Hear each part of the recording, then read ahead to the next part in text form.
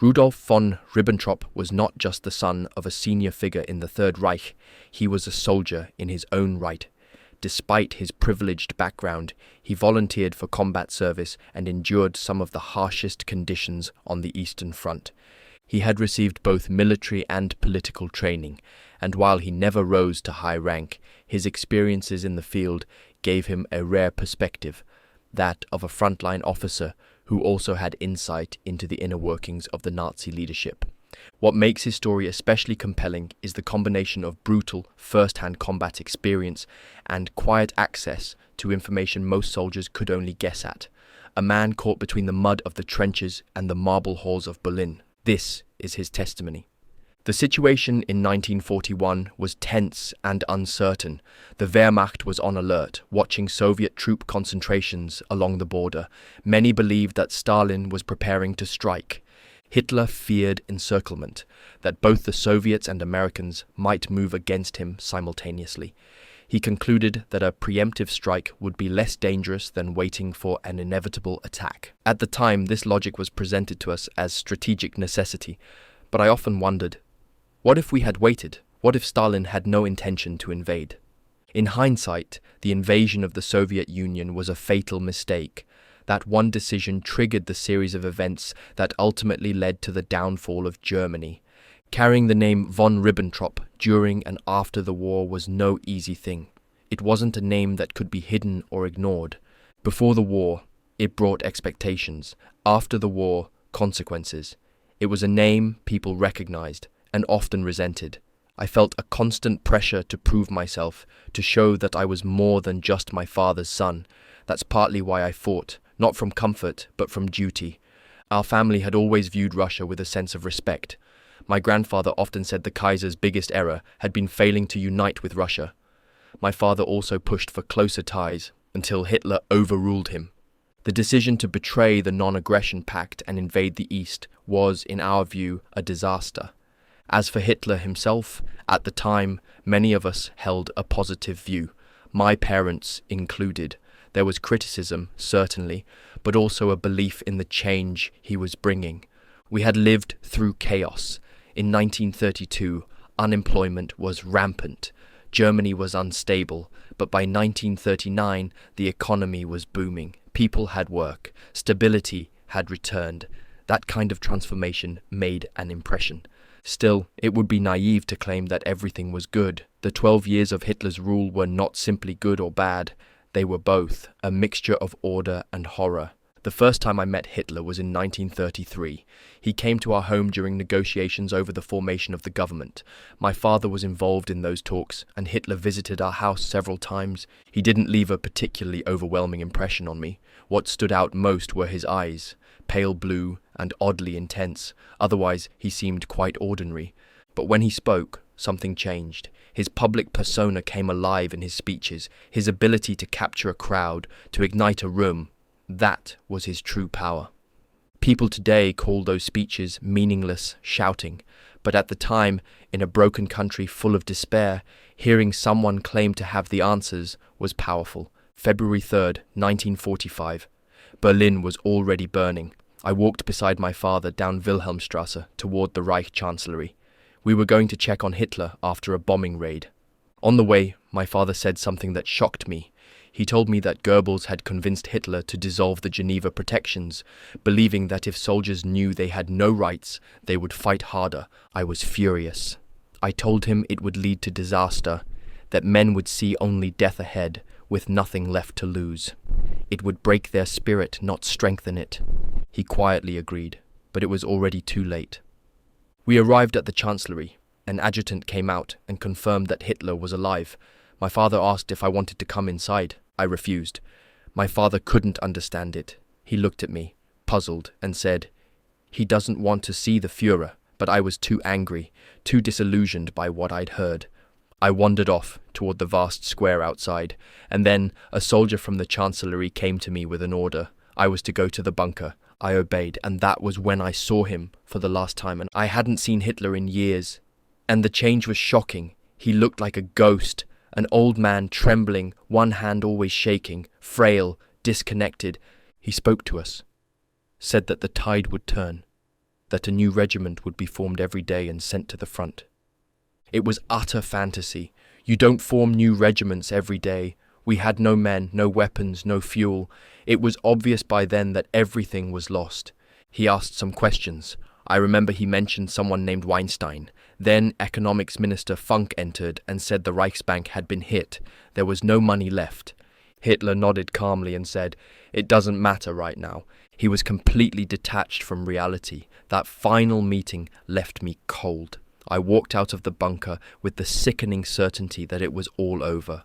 That was the last time I saw him. The Jewish question became truly active during the war years.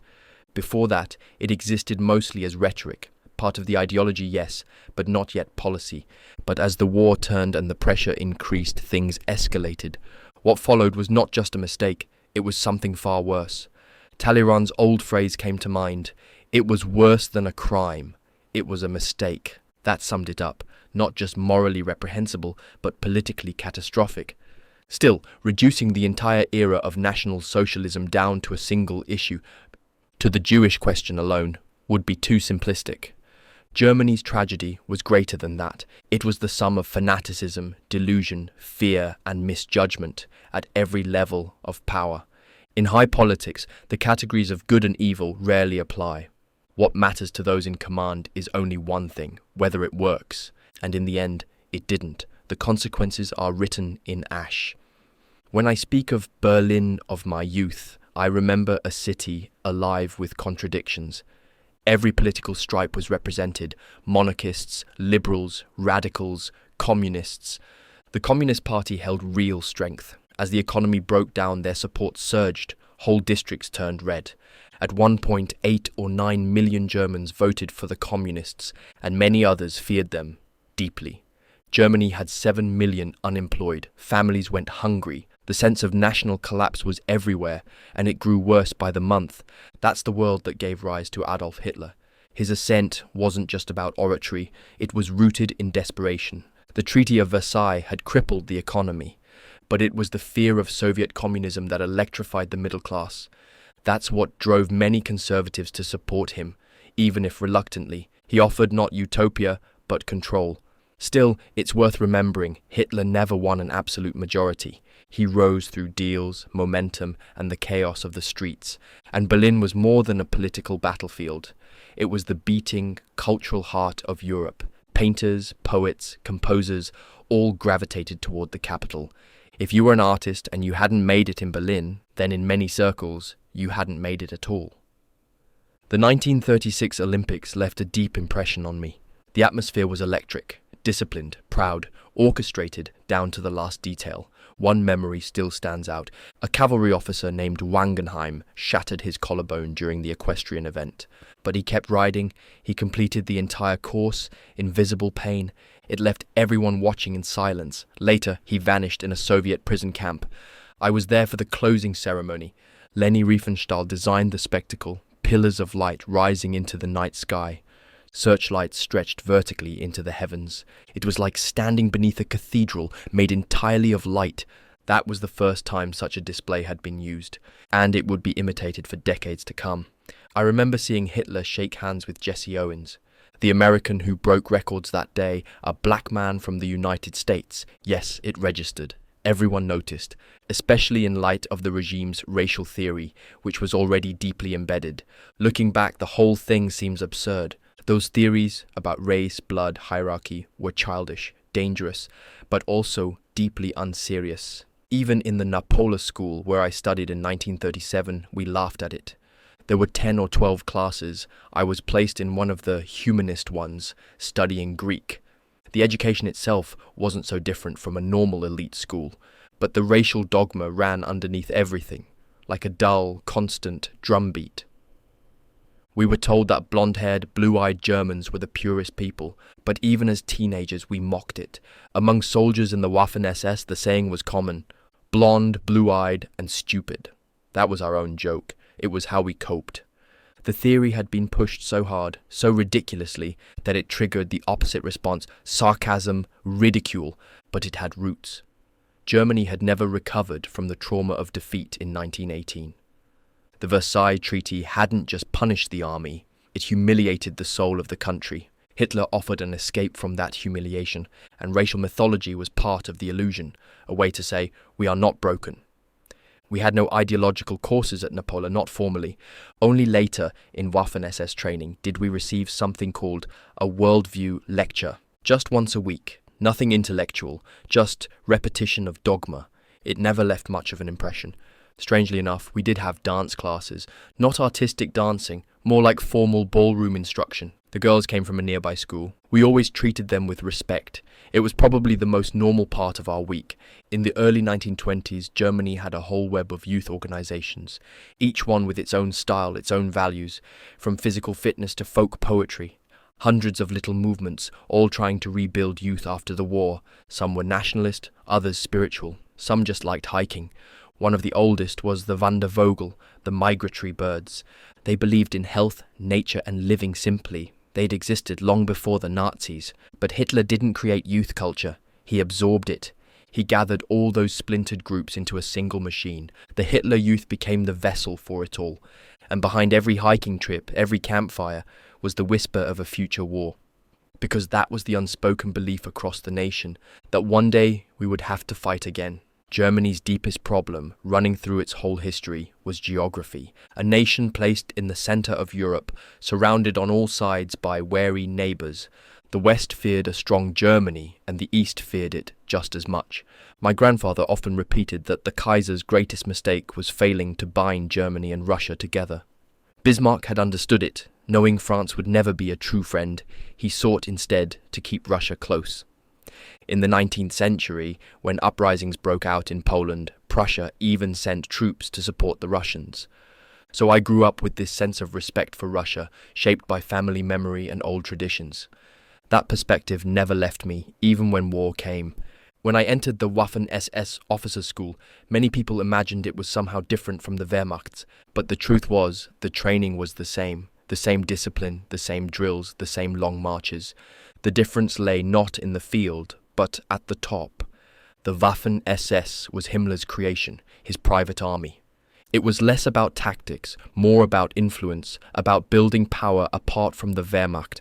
At the highest levels of the Reich, everything was rivalry.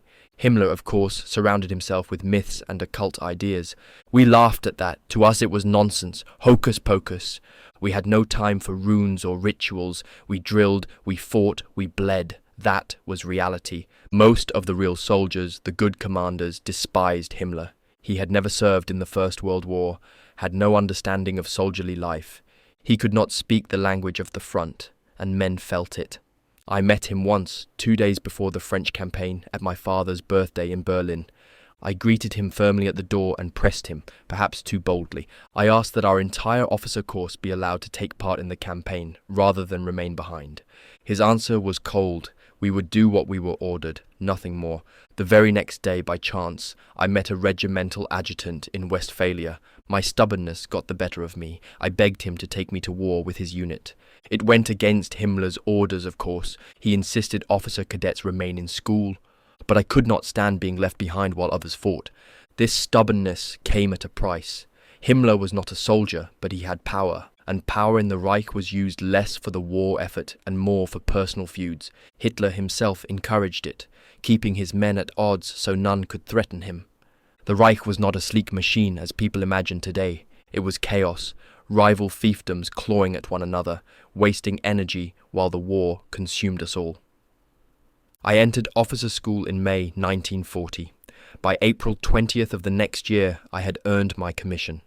That date, of course, was Hitler's birthday, but for me the only thing that mattered was becoming an officer. There were speeches at the graduation, but no grand ceremony.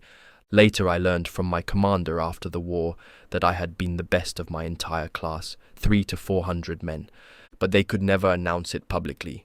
My name was too political, too impractical. Instead of honors, I received punishment. Because I had pressed Himmler about going to the French front, I was sent to a division that barely existed, the SS Division Nord. It was little more than a name at the time, not yet formed, without reputation. In the Waffen SS there was no formal hierarchy between divisions. Every man swore his unit was the best, but ours was new, untested, and even we knew we were at the bottom. We were sent north, all the way north, to Finland, south of Murmansk. The landscape was alien, the distances endless. That became my first true posting. By early 1941, it was already clear that relations with the Soviets were collapsing. We could see it in the Balkans, uprisings against German forces, stirred up with Soviet support. By spring, Hitler had decided. The march to the east was inevitable. I was then commanding a motorcycle platoon in a reconnaissance battalion. We moved through Norway into Finland, gathering near Rovaniemi. We all knew what was coming, even before the first shot was fired. When the attack began in late June, we were already in position. It was around the 25th, I cannot recall the exact day, but I remember the tension, engines ready, orders given, and then the signal. Fighting in that northern wilderness was unlike anything we'd known. The forest swallowed everything. You could see nothing, hear little, and yet death was everywhere. The Soviets were skilled in that terrain. They moved like ghosts among the trees. We were men from cities, from villages. We had to learn the hard way, how to cut paths through the woods, how to survive without clear lines, how to fight an enemy who knew the land better than we ever could. Our division took heavy losses in the first months, devastating losses really. We weren't ready, and the terrain punished us. The whole unit had to be reorganized after that, a chaotic, painful process. Looking back, it felt personal. That assignment, that division, it was a punishment. Something handed down by Himmler after I had disobeyed and pushed for a frontline role. It marked me from the start. In September, I was badly wounded. We had launched an attack uphill, and the Russians were already waiting. Their artillery zeroed in as we advanced. A large fragment tore into me. It missed the joint, just barely. Those fragments are scalding hot. You don't just bleed, you burn. The pain was intense. I remember the shock more than anything. Not from fear, but from how quickly your body changes in an instant. The wound took me out of action. My bone marrow became inflamed, a horrible infection that left me in a German infirmary for 3 months. That winter, I stayed behind while others went east. I was released in December of 1941, and from there, everything changed. By pure coincidence or fate, I was transferred to a completely different kind of unit, a tank unit. At that point, the Waffen SS had no tanks at all. It was strange. We were seen as the elite, but we lacked armoured divisions. After my recovery, I was pulled into training for armoured warfare. The commander came from the Leibstandarte, Hitler's own bodyguard division. Training to become a Panzer officer was intense. We were drilled constantly in every discipline: communication, maneuvering, obstacle avoidance, identifying enemy positions, commanding under fire. I was trained as a tank commander. That meant I had to know everything, from estimating distances to coordinating movement to reading the terrain. In emergencies, I could take over for the gunner or the driver. But the real strength of German tanks wasn't just the machine. It was the fifth man, the commander. That role gave the unit its edge, the ability to think tactically under pressure. The gunner relied on precision, estimating distance through the gun sight. He'd say 800 meters, and we'd fire slightly beyond to watch where the shell struck. We fine-tuned range that way, shell by shell. We trained first in Wilschlecker, then in Zossen. Our early tanks were Panzer IVs, with short-barreled guns we called cigarette butts. Later came the long-barreled models, much better range, far more effective. In combat, we used clock directions to orient the gunner. Straight ahead was 12 o'clock. Left was 11, and so on. It was fast and efficient. If I tapped him with my foot, he instantly knew where to aim. Voice commands went to the loader. We used 2 types of shells, high explosive and armor piercing. He didn't wear a headset, but he heard every word, and worked fast. The whole crew could communicate over the intercom, except for the loader. He was positioned in the worst spot, but he was always listening. He had to be. Seconds mattered. I gave instructions to the driver over the internal radio, and I had to keep an eye on the terrain so he wouldn't drive us into a trap. From the turret, I could see more than he could. That mattered in close quarters. We usually kept the top hatch open. That way, if the tank was hit, you could jump out quickly. But during heavy fighting, I sealed it shut. You couldn't risk it. When a target appeared, the sequence had to be immediate. I'd yell, "Stop!" and the driver braked hard. You had to be fast, and especially in places like Prokhorovka, where duels happened in seconds. If it was a tank, I'd call Panzer granite, and the loader would switch to armor-piercing rounds. Timing was everything. Inside the tank, there was a clear hierarchy. The commander sat at the top, not just in position, but in responsibility. Then came the gunner, critical for accuracy. But the driver, in many ways, was just as important. If he stalled, misjudged terrain, or got us stuck, we were finished. He needed nerves of steel. The loader was usually the youngest, the least experienced. His job was to grab shells and load them quickly, and also man the machine gun. Many times, the gun would jam, especially when you needed it most. We all relied on each other. The tank was only as strong as its weakest man, and once inside, there was no room for pride, only discipline and survival. As a tank commander, I didn't handle the maintenance myself. That wasn't my job. I stood back while the crew did the checks, and they reported to me what had been fixed or adjusted, but we were all hypersensitive about it, because when a tank breaks down in combat, you're a sitting target. And if one breaks down in the wrong moment, it could cost lives. If a track was knocked off, we knew what to do. We trained on that constantly, but it wasn't a one-man job. It took the whole crew working fast and in sync. The track had to be refitted quickly under pressure, sometimes under fire. There was no room for panic. Every second the tank was immobile, the danger increased. I carried a pistol, some basic sidearm, I can't even recall the model. But I never once fired it in combat. It was only useful in one kind of situation, if you had to bail out and fight your way back. The harshest part of being a tank commander wasn't the fighting, it was the repairs. Everything was heavy, nothing could be done alone. Fixing a tank was back-breaking work. Some officers liked the drama of standing in the open hatch and firing a pistol during battle. I had one lieutenant who did it often. He'd pop out and shoot wildly from the turret. I'd scream at him through the radio, "Get back in the tank, you idiot!" He never listened. As for General Paul Hauser, he was a true soldier. He'd fought in the First World War, served on the general staff, and later trained men like us.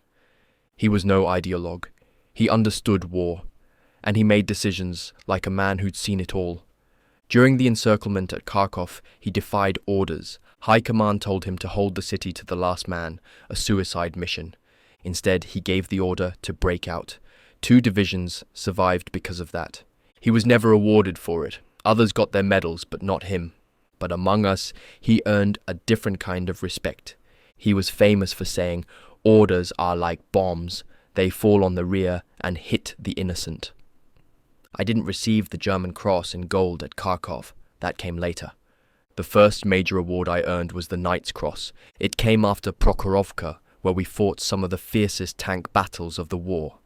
The Knight's Cross was often called fried eggs because of how it looked. It was awarded for one single feat, one clear act of bravery or success. The German Cross in gold worked differently. To receive the Gold Cross, you had to do something heroic not once, but multiple times. The standard rule was 5 separate acts of merit at the level of the Iron Cross First Class, so it represented endurance, repeated performance, not just one day of valor. I received the Iron Cross Second Class during the campaign in France.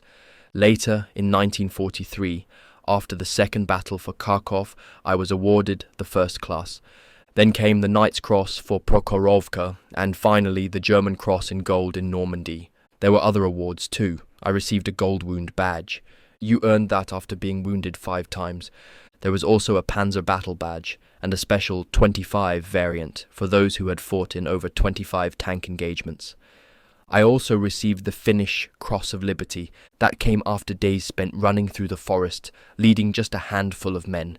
Every time we met the enemy, it was a full Soviet company. They should have killed us, but somehow we kept moving, always one step ahead. As for Kurt Panzermeier, he was a force of nature, what we used to call a hussar general, charismatic, unpredictable, and bold to the point of madness. Even the way he smelled was different. He gave off this intensity. Once, after Kharkov, he found himself surrounded. His solution? Drive straight through the Soviet positions, right down the main road in broad daylight.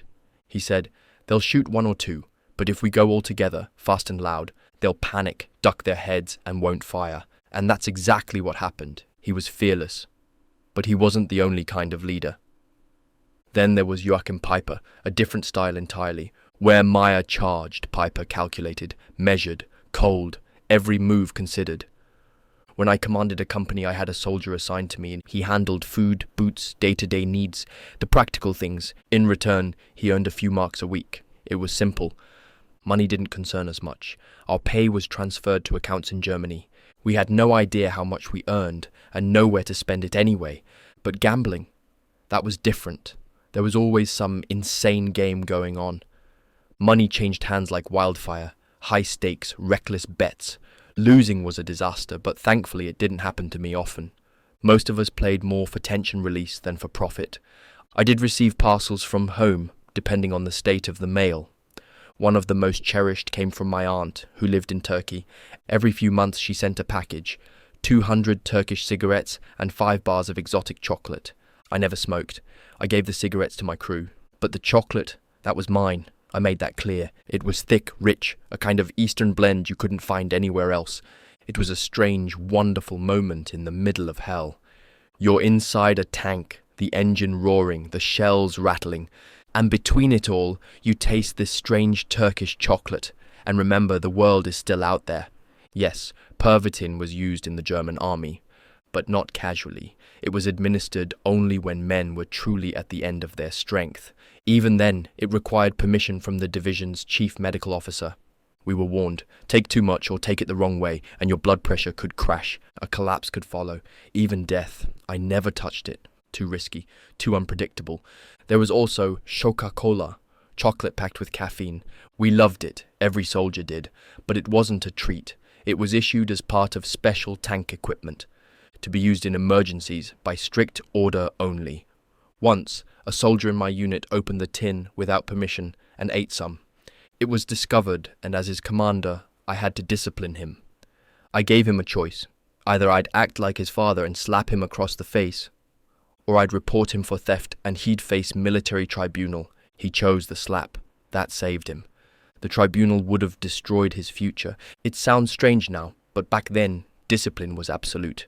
The rules in the German military were strict to the point of obsession. You couldn't even touch a soldier without first asking. You had to say, "Now I will touch you." And the soldier had to reply, "Yes, please." If he said no, you had to stop. That's how seriously it was enforced. As for punishment, I never sent anyone to the penal battalions. The worst I ever gave was 3 days of strict arrest, bread, water, and solitary confinement. It worked, and it was enough. Everyone feared it. There was also the dreaded march. If you broke discipline, you'd be ordered to march, in full gear, from one company outpost to another, across long distances under weight. Most preferred 3 days in a cell to that. More serious offences were sent to division headquarters. If things got bad enough, they'd face military court, but most cases were handled within the unit, quietly. There were also rewards, not just medals, early promotions, temporary leave, rest behind the lines. These were incentives for good conduct, though rarely used. As for me, I was rarely granted leave. They didn't want anyone saying I received favours because of my father's name. That shadow followed me everywhere. It was a burden. I couldn't be publicly praised or promoted too soon, even when I'd earned it. It was a strange prison, made of privilege. Some say officers had a throat sickness, an obsession with winning the Knight's Cross, which was worn around the neck. They'd call it Ritter Kreuzhalsweh, Knight's Cross, throat ache. Yes, it existed. There were commanders who sent men into unnecessary danger, just to earn their medal. You could feel it when it happened. The soldiers sensed it, and it was poison. It wasn't widespread, but it happened, and when it did, it eroded trust. Some officers used war for vanity, for status, not duty, but those were the exceptions, not the rule. I did receive the Knight's Cross, and yes, it came with certain privileges. You could ride first class on the trains, free of charge. That was official. But socially, nothing changed. In the field, the Knight's Cross didn't make you untouchable. You still had to lead. You still had to suffer with your men. And there were officers who earned enormous respect even though they had no medals at all. The true test was how you behaved in battle. If you stood with your men, if you went forward when they went forward, they would follow you anywhere. One American general once said, "You have to fight for every single inch, hold on to every step." And it's true, no shortcuts, no hiding behind rank. If you showed that you didn't protect yourself, that you didn't take special treatment, then your men never forgot that. That was real leadership, not what hung around your neck. Yes, what I described, that's what made a good commander. He had to care about his men more than himself. He had to lead from the front, never from behind. And if his soldiers felt that, truly believed it, they would do anything for him. A good soldier was not just obedient. He had to think alongside his officer. That was the goal of our training, to create soldiers who understood the flow of battle, who could anticipate, adapt, and act without waiting to be told. It wasn't about blind obedience, not entirely. It was about synchronization. If the commander changed plans mid-battle, the soldiers needed to follow with instinct, not hesitation. One of the strengths of the German army was just that, a soldier who didn't just receive orders, but thought through them in real time. He became an extension of his officer's mind. That said, discipline still mattered. Orders had to be followed, because when they weren't, leadership collapsed. A chain of command is only as strong as its weakest link. Of course, we had our weaknesses too. The Soviets often spoke of our predictability, of rigid patterns they could anticipate. To some extent, they were right. Yes, we had proven formulas, certain procedures, certain ways of reacting under pressure. But battlefield reality didn't always follow a formula. It required instinct. And often we had young officers, boys really, who had no real war experience. Everything depended on the moment. Sometimes you had to break the rules to survive. As for the Red Army, I didn't know their system from the inside, but I saw them in the field. They were strong, especially on the defensive. Offensively, they often pushed forward with little preparation. At Prokhorovka, for example, their attack was rushed. General Rotmistrov hadn't scouted the terrain properly. We had a saying, before you advance, recon the field. Find the enemy's weak points. Rotmistrov didn't do that. He charged and ran right into hidden German armor. There is nothing worse than attacking into a defensive tank line. The defenders see everything, the attackers see nothing. We held the high ground and they came straight at us. The Red Army surprised us. We had expected a repeat of the First World War, collapse after a few hard years. But this time, the Soviets didn't break, they endured. In Finland, too, where I had fought earlier, they defended with unbelievable grit. Their discipline, their resilience, it impressed even the most skeptical officers. We learned the hard way that this was not 1917. At Prokhorovka, I was commanding a Panzer company. When we crossed the anti-tank ditch, we went in line, 7 tanks wide. On the 12th, we received 1 reinforcement, 8 tanks in total. By the end of the attack, 4 of our tanks were hit. 1 took a lucky round, 2 were damaged beyond use, 2 were completely destroyed, only a few made it out. The recovery services were somewhere in the rear. We never knew exactly where. If a tank broke down, they came and hauled it off. But during the fight, we were alone. The railway was sometimes used for cover, but we never moved damaged tanks on it. That wasn't an option under fire. After Prokhorovka, I returned to Germany on leave, not for long. I was reassigned to the Hitler Jugend division. It had been formed from parts of other units, including the Leibstandarte. At first, I was a company commander. Later, I was promoted to lead a battalion. The division had been formed in France to prepare for the expected Allied invasion. No, Hitler didn't personally give me the Knight's Cross. I received it near Belgorod, not far from the battlefield. I put on a clean tunic, went to the divisional HQ, and reported in. They said, "Congratulations." And they hung the cross around my neck. No ceremony, no speech, just the medal, and then back to the war. Keeping clean inside a tank was nearly impossible. There was oil, grease, dust, everywhere. Even when we tried, we were filthy within minutes. Some officers had wooden chests loaded onto the convoy vehicles. Inside, a fresh tunic, maybe a decent jacket, if you were lucky. But eventually, those chests were banned. Too much luxury, too far from the front. The truth is, you wore the same uniform for days, sometimes weeks. Dirt clung to your skin, the smell of fuel embedded in your hands. You learned to stop noticing it. The Russians had those padded tanker helmets, thick, round, unmistakable. We had our own at first, black berets with rubber cushioning built in, but they muffled sound too much. And inside a tank you need to hear. Someone shouts, "Enemy armor," from outside it, and you can't afford a delay. Hearing was survival. Soon enough, we stopped using the helmets entirely. You learned quickly not to smash your head on the hatch or the turret rim. And despite the terrain, the sheer weight of the tank made the ride smoother than you'd expect. Driving through rough fields felt heavy, not bouncy. A passenger car shook more violently than a tank. But the noise, the grinding, the clanking, the engine, that stayed with you. People often ask, what was the difference between East and West? It's hard to put into words, but there were differences, stark ones. On the Eastern Front, we eventually stopped looking up. Russian air power wasn't much of a factor, at least in my experience. If something flew overhead, yes, we looked, but mostly we ignored the skies. There was a sound we knew well, the sewing machine. That's what we called their planes, that buzzing hum of their engines. If you heard it at night, you were awake before your eyes opened, but overall, Soviet aviation didn't impact us much. The difference came down to this: in the East, numbers; in the West, material. On the Eastern Front, a skilled officer could still think his way out. Even in encirclement, with creativity and courage you could break free. But in the West, resistance brought down the hammer. 500 bombers, artillery barrages that turned villages into vapor. If the Americans encountered trouble, they didn't maneuver, they obliterated. Their firepower was overwhelming. American artillery was especially brutal, precise, relentless. In summary, the Soviets had manpower superiority. The Western Allies had machines, fuel, and factories. And what did I fear most? Falling into Soviet hands.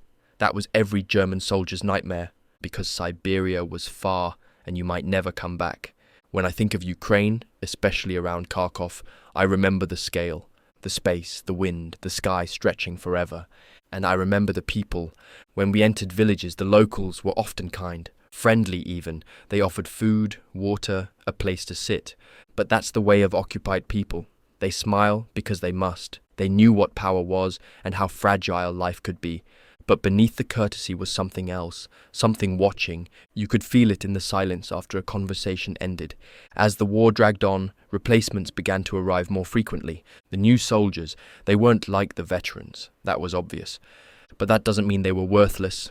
Some adapted fast. A few were naturally brave, or clever, or just lucky. They joined the team quickly, and we accepted them. But overall, the quality declined. Officer training suffered too. Sometimes a man who'd only been a soldier for 6 months was suddenly a lieutenant. Thrown into Russia, stunned, blinking, surrounded by death. We joked that it was better to have a young commander in a high position than an old one trapped in a low one, but the truth depended on the man. The uniform didn't make the leader, the choices did. I told you about Hauser. He said something I never forgot. I don't mind if my old head rolls at my feet, but I will mourn every young one that rolls because of my mistake. That's what real command looked like. Sacrifice, responsibility, silence where others made noise.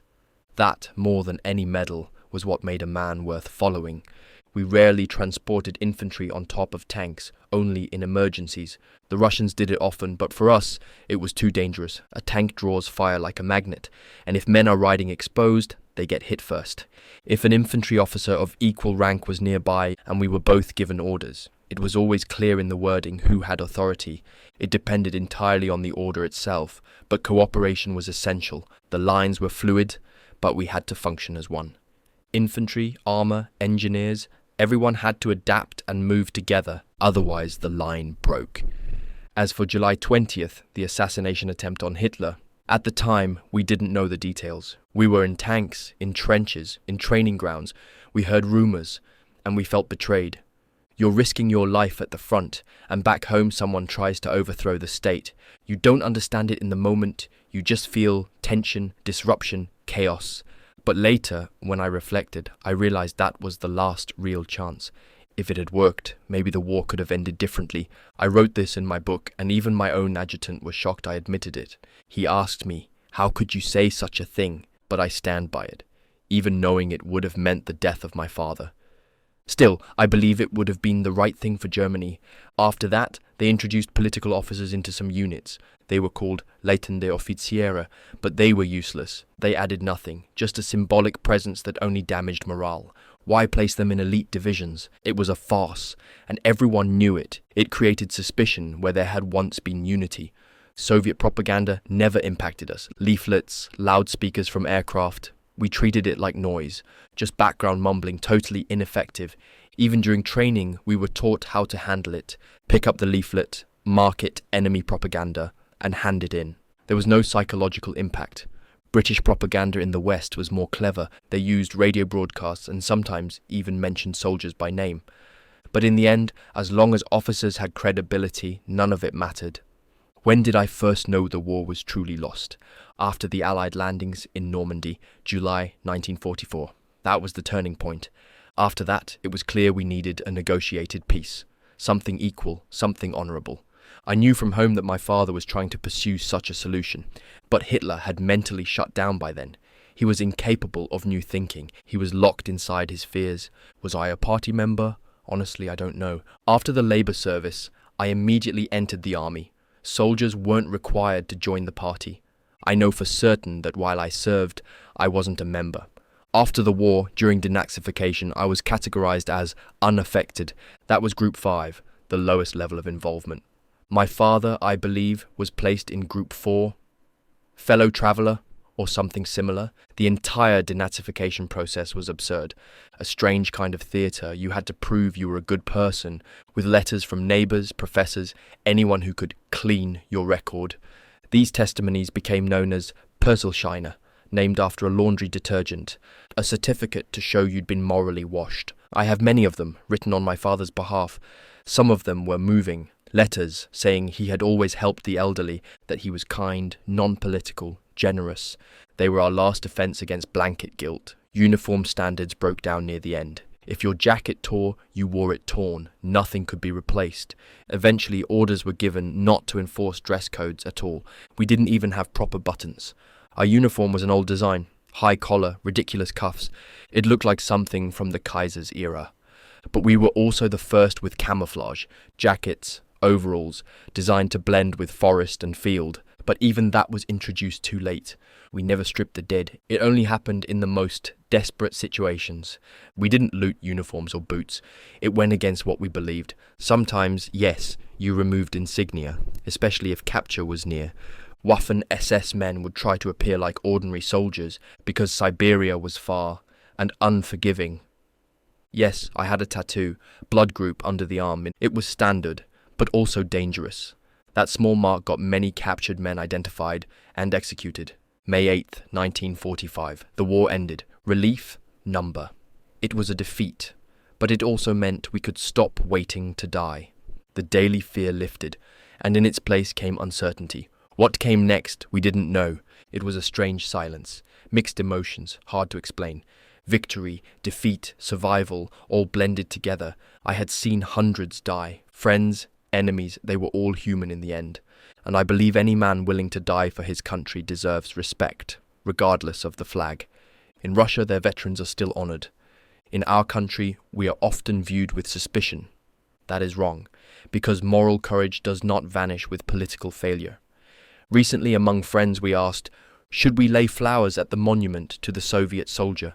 My answer is yes. I remember those poor men too, those who fought and bled and never asked to, because they were soldiers like us, and they could not choose their war. They just fought, because they had to.